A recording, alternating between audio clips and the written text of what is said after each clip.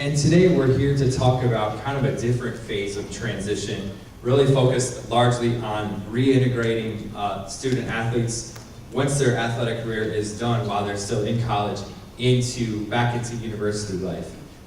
We actually wrote a paper that is in the special edition journal, and this presentation is based on that. So if you want more specific examples as far as the references and the resources and the articles that we use, I would encourage you to read the article on the CSRI webpage, because that's the full brunt of what we covered. But basically, kind of to give you some, I guess what I'll do is I'm going to cover a lot of the big picture conceptual things that went into our paper, and Charlotte's going to get in really to being more of a practitioner working with the student athletes than I am, because I do not have the experience working directly with student athletes, whereas she does. She's going to cover more of that kind of hands-on portion. But really, in thinking about like ways of, one thing that I was taught to go to and look for is go to conceptual models that talk about what you're interested in. If you're interested in athletic retirement, for instance, you want to learn more about it. Well, Taylor and Ogilvy, 1994, that is a conceptual model which basically tells, this is things an athlete will go through at different stages of retirement. That is Taylor and Ogilvy is kind of the most cited. It is out there, and it just says that it's a transition process that will go through it. There's many steps involved, there's many layers to it. But that focuses on retirement, and in this case, we're arguing that athletic retirement actually starts when the athlete quits or gets injured when they're still in college age. Now, Wu, in 1994, he wrote an article about the emotional transition that athletes will go through when their athletic career is over. He listed a 7-stage transition process, and the thing to keep in mind with all of those is that the athlete is going to encounter different forms of shock and denial, but also the thing that's really interesting about this, and I would encourage y'all to kind of look at that framework, is the fact that the athletes, there's not a defined period of time that they can expect to go through each of the 7 phases. So they could be stuck in phase 2 of 7 for years and never essentially get out of that phase. Also too, Como and Harrison, they really focused on the whole what's called the student athlete success model, and that looks at the social factors, the academic factors, and the athletic factors designed to look at student athlete success. And really some of the key issues that we looked at was really, is the student athlete integrated into the student, to the university at large, or are they isolated? How are they isolated? How are they integrated? And also too, adder, role engulfment is another one, a key term that we wanted to focus on, because especially as athletics becomes more and more prominent, we're finding that athletes are more role engulfed, meaning that they're overextended to their athletic role at even younger and younger ages. Julia mentioned, people starting youth football, some in middle school, but that role engulfment of, being an athlete, that is your role. And really trying to figure out how to work with that athlete and help ensure their success in the future. And so, last before I turn it over to Charlotte is really just some reintegration factors to think about. Looking at their social supports, what are their strengths? Do they have good coping skills? Do they have any coping skills at all? Can they set goals? Are there, you got to look to identify those strengths. So, nobody's probably really surprised by all of these, both the positive and the negative factors, but it really just emphasizes, what are some of those positive factors that you can help build in your student athletes, help build them up, and also just be aware of how many negative factors do they have, and start addressing those early. Because, sport can help build and foster a lot of these positive reintegration factors, but the role engulfment can increase so many of the negative factors. And social workers are an integral piece on helping on both ends, increasing those positive factors and helping treat those negative factors.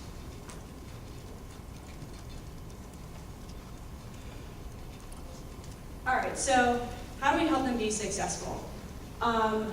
It is kind of based on the research and what we have kind of formulated. It's an institutional, support. The institution has to help with that. At so many schools, athletes have so many resources in so many areas, and social workers can help be a great piece of that puzzle to help them with the reintegration process. And it's about having that conversation early. I mean, not when they're about to graduate or just when they've gotten injured, but talking to them when they come in about it. All right, what is your plan? And just building up some of those factors. And connecting them to the resources. Social workers are great at using resources. So using those resources that the institution has, using some that are in the community, just using as many resources as you can, and being a support. The student athletes, they often have so many people involved in their lives that are merely for their sport. So a social worker can be that person who is there to just help them as a human being. Because often they forget that, and often we forget that as people who work with them. And that will also help minimize that role engulfment by just seeing them and talking with them as a person who is also an athlete, but not just as an athlete. Oh, I want to go back. One second. I'm not done yet. My fault. My fault. There we go. And also, encouraging counseling services. So a social worker can either help provide some of those mental health resources or help refer them out. Also looking at how substance abuse can be one of those negative coping skills or negative factors. So just being aware kind of through that process if they start having substance abuse issues, either treating that if you're licensed and certified to, or referring them out to those services so that it can be a more preventative measure rather than a reactive when it's 5, 10 years, 15 years down the road, and they've been inpatient several times. And also another key factor of success in their reintegration process is making sure that they can maintain supports. Like maintaining supports within the athletic department as much as possible. Sometimes the reasons why they had to, kind of transition out of sport may limit some of that, but still making sure that they have access to various supports within their athletic network, because that's all they've known for a long time. That might be all that they have. So a social worker can help them to reach out to other community, other campus resources to build that support network, and help kind of reduce also some of that support network role engulfment, but just making sure that they continue to have supports. All right, so let's do a case study. Let's look at an athlete who was medically DQ'd. They may be feeling isolated from their sport teammates. They may be having psychological difficulties. So they might have depression, they might be having difficulties with their self-esteem, their identity. Also while managing, their medical condition. That's hard. So a social worker can help to, help with that process. Working through their mental health difficulties, that transition, the different kind of stages that were mentioned earlier, kind of navigating those stages, because it's also kind of like grief, like Julia mentioned. They've lost their identity. So helping them to go through that grievance, as well as forming a new identity of just who they are. I know I work with so many athletes that they know themselves just only as their sport. So I work with them a lot on what are some other aspects of their lives that they have, so we can help build that up, not only for them as a human being, but also just for that reintegration process. So enforcing those positive support factors, helping make sure that they have continued support, that they have connection to campus resources, and referring them to other services if necessary. And empowerment, forgot that one, that's a big one. For social workers, we like to empower people. So empowering them to do things independently. and seek out these resources kind of on their own. Because they often haven't had to do that. Their resources and supports have kind of been given to them, and so empowering them to go out and do things on their own, try new things on their own.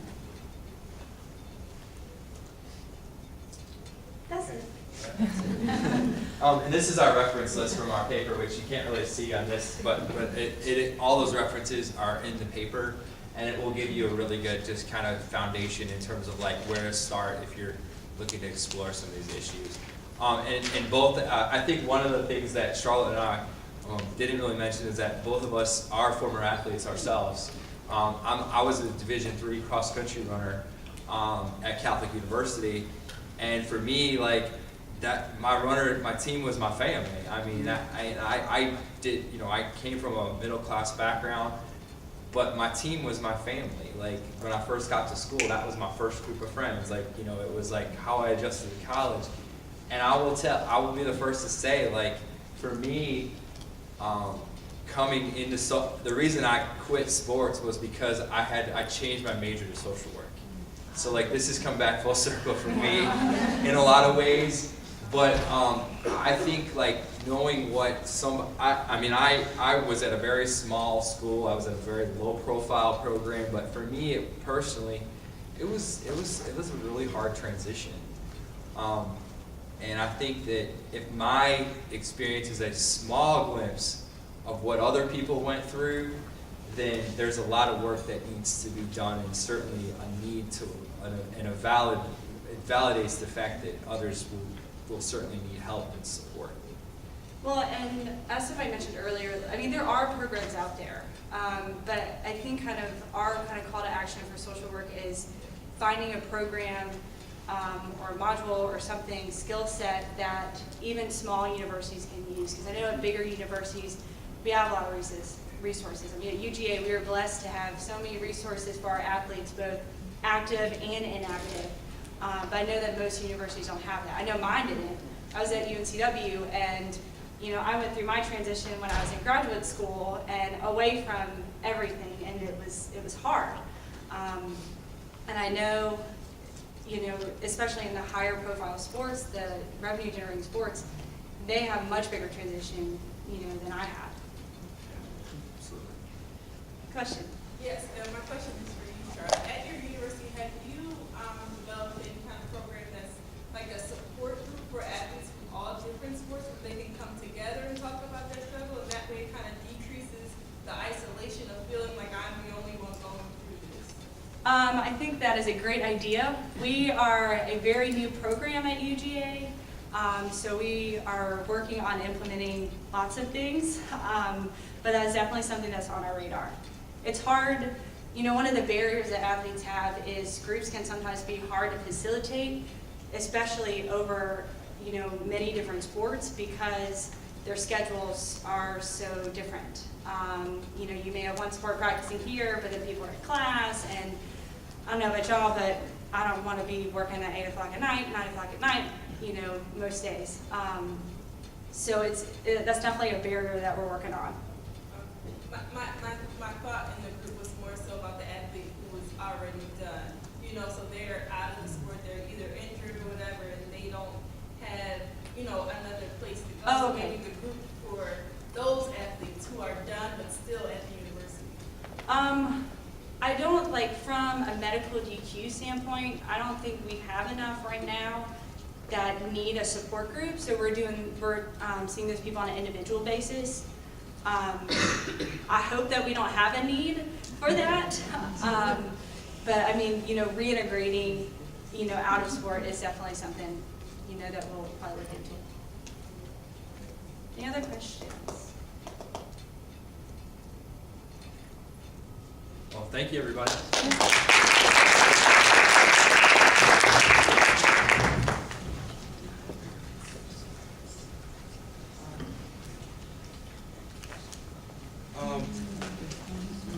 Just wanted to say real quick as we begin to set up for Kristen, I'm always singing, y'all got it, before I talk for a minute. I'm always singing Jared's praises. Jared, every conference I go to, I sing him. He has stayed the course with this PhD program, and I'm so proud of him, and we're gonna be a better field because of you. Thank you. I'm also super, crazy proud of Charlotte. It's Charlotte Warren now, but it was Charlotte Dean Yes. at the University of North Carolina who, in my opinion, with Dr. Rowan, published this, what we call, I guess, in the academy, a seminal article. Social workers' role in serving vulnerable athletes. If you're an academic or you're a student writing on this topic, this is in your paper. All day, every day, any paper you write on social work, along with my citation. Don't y'all forget mine. And I'm so proud of you, Charlotte, about what you've done and making the transition and being a writer as well as a practitioner and what you're doing. How many people in this room are social workers who are working with college athletes right now directly? You're either in the athletic department or you work as a consultant with the athletic department. So for the students in here, look around the room. It's a small group, and we probably got at least 50% of the social workers who are working in sports in this organization. So the people that you saw, raise your hands, make sure you holler at them and you talk to them. Because, this sport and social work thing, for some people it's real cool and it's real sexy and it sounds good, but it's a straight grind. It's a straight grind to get to this position. But once you do, it's a very fulfilling opportunity. Can we shout out the social workers that are working at the high school level? The high school, Jamal. Let's shout out the high school. My bad. My bad. We got any pros in here? We got pros? Okay. Karen Watson wasn't able to be here, but she's our person who works with the Houston Texans. Hopefully she'll be here next. And we got John O'Neill, who was here yesterday for our institute. Next up, we have Ms. Kristen Pollard from Barry University. Life after sports, preparing for a college athlete's greatest challenge. So my name is Kristen Pollard. I played Division I soccer at the University of Central Arkansas. So at the time, I didn't exactly even know what depression or anxiety was to the full extent that I do now. It's not something that was very spoken of, especially in the locker room. It was kind of one of those things of, if you hear someone say that they have depression, you kind of get that thought of, okay, well, that person must be miserable with their life, or maybe if someone said that they have anxiety and everything, you kind of think, okay, well, maybe they just want attention. It's attention seeking. So it just kind of wasn't until I had started my graduate program at Barry University when I started getting my degree in social work, where I started learning the true definition and what it meant to start experiencing these depressive and anxiety symptoms that I was having. When you're a college athlete, you have to handle so much. You're going to weights at 6 a.m., then you have to go to make it to your 8 a.m. class, then right after you probably have, 30 minutes to eat lunch. Then you have to go to the clubhouse and start practice for 4 hours and watching film. Then you go and, you have to do study hall, and there's really just no time for you to just have that moment to yourself. So you kind of start normalizing the feeling of this emotional roller coaster that you're having. And you kind of just say, well, you can't tell your coaches that what you think is stress. You can't tell them that because that could affect your playing time. Or what if you did knew that you were having depressive symptoms? What if you told your teammate about it? What would they think of you? If your coach knew that you had depression, what would they do? How would that affect your playing time? So when I kind of started normalizing this feeling for myself and kind of just started telling myself, Kristen, this is what you signed up for. On that National Signing Day, you knew that this was going to be tough, so kind of just get over it. So when I had moved to Miami, from Arkansas to Miami, it was a huge difference, but I moved to Miami and started this graduate program, and I kind of was still having these same feelings of, anxiety and my ups and lows and everything like that, and it kind of just all of a sudden it hit me of, this isn't the same. What are you doing? You know, I spent 18 years of my life playing soccer, sacrificing myself, sacrificing my family, my friends to this sport, and I became a product of my sport. I was signed up to win games and to win championships. I was nothing else. So when I had transitioned out and I tried to find who I was, it was an even more struggle for myself. So when I started going through my graduate program of learning about the diagnosis and the symptoms and everything, it kind of just started sparking to me of, okay, well, I was meeting that, I was meeting this, I was meeting that. So, and I was still experiencing these feelings, so I went into therapy.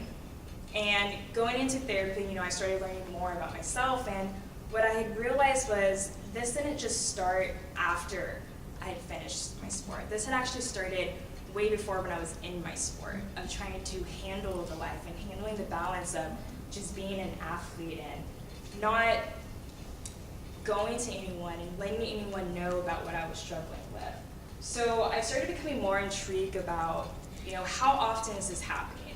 Is this really happening to a lot of people, or, you know, is there anyone in the professional world that this is happening to where they are having trouble transitioning from, you know, being, whether it's a professional athlete to their retirement or college athlete to their retirement. So came up across a couple of athletes from I'll show you their pictures who had also struggled with different things after their retirement. So this is Dan Vickerman. He was a professional rugby player. He was actually forced into retirement due to injuries. But after his retirement, he went back to school. He became a property developer, and he actually was a chairman for the Rugby Association Committee. It was very unfortunate that Dan had actually committed suicide after his retirement. Right before his retirement, he actually had confided in friends and family that he was suffering from depression because of the transition. He had a very hard time from finding that balance of having to deal with being a professional athlete going towards being a regular person again. This is Lauren Jackson. So Lauren Jackson had actually spent 12 years in the WNBA. She played for the Seattle Storm. She too was also forced into retirement due to injuries, but after her retirement, she came out to say that she was addicted to painkillers and sleeping pills, something that had helped her get through her career as well. And then this is Stephanie Rice. So Stephanie Rice was a competitive swimmer. She won 3 Olympic gold medals, and she had actually retired at the age of 26, which is pretty young, but after her retirement, she had came out to say that she had suffered from athletic identity.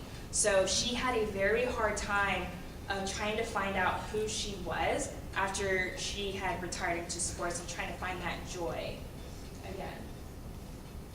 And then these are 2 collegiate athletes. So here on your guys' left and my right is Jordan Hankins. Jordan Hankins went to the Northwestern University, who actually had committed suicide.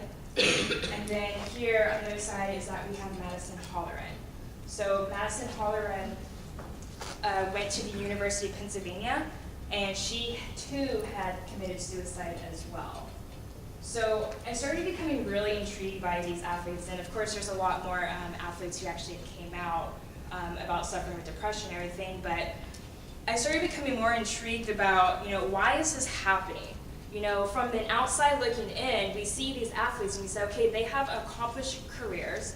You know, they're a student athlete, you know, they have good grades, you know, they're like the star of the team, you know, what do they have to be suffering for? You know, why aren't they, you know, as happy as they can be?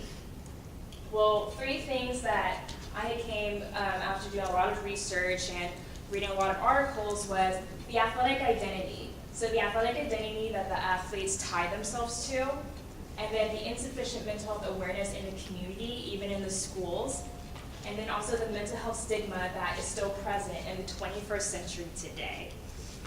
So I wanted to ask you guys a question. So raise your hand if any of you guys had played sports, whether it's in high school, college, or professional. Okay, put your hands down. Now raise your hand if you had experienced or suffered from depression or anxiety.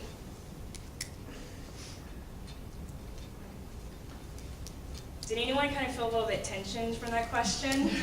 I saw a couple of people kind of looking around to see, you know, who rose their hand. This is what mental health stigma does.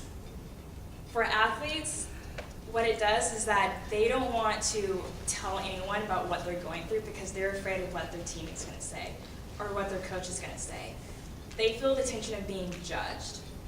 They don't want to have it affect their playing time because in college, all they have is their scholarship. You know, they're not getting paid the big bucks or anything like that. So imagine the student going through this emotions and they're afraid because of the mental stigma that depression and anxiety have that they could possibly lose their scholarship. So 1 out of 4 people have a mental health illness. That's 25% of the people in this room. So I kind of started thinking, you know, we have this problem, you know, we understand that athletes are kind of struggling into their transition. So what can we do? How can we focus on this? And something that I came up with, oh, and also depression in student athletes range from 15% to about 21%. Freshmen are at the greater risk of this, and I don't know if that really surprises anyone that freshman class is at the biggest risk, but it doesn't surprise me because think about the lifestyle changes that they're going through. So something, the focus that I came up with was, you know, we need to focus on incorporating practices and